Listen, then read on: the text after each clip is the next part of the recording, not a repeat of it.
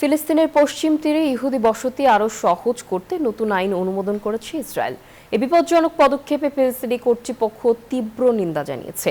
অন্যদিকে গাজায় নিহতের সংখ্যা ৭২,০০০ ছাড়িয়েছে। সেখানকার হাসপাতালগুলোতে তীব্র ওষুধ ও চিকিৎসার সরঞ্জামের সংকটে ভেঙে পড়েছে স্বাস্থ্য ব্যবস্থা। মানবিক বিপর্যয় পৌঁছেছে চরমে।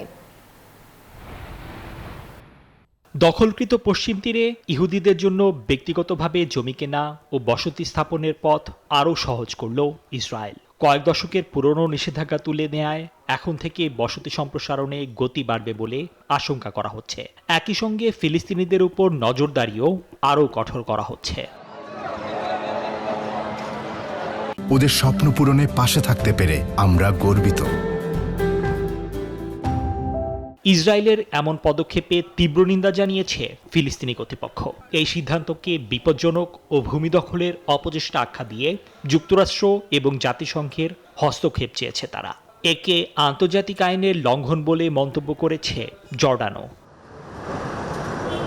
এদিকে গাজায় মৃতের সংখ্যা ৭২,০০০ ছাড়ানোর পাশাপাশি মানবিক সংকটও চরম আকার ধারণ করেছে। সেখানকার হাসপাতালগুলোতে চিকিৎসা ব্যবস্থা প্রায় ভেঙে পড়েছে। প্রয়োজনীয় ওষুধ ও চিকিৎসা সরঞ্জামের অভাবে হাজার হাজার আহত রোগী পড়েছেন অনিশ্চিত ভবিষ্যতের মুখে। নিবির আমিন, নিউজ 24।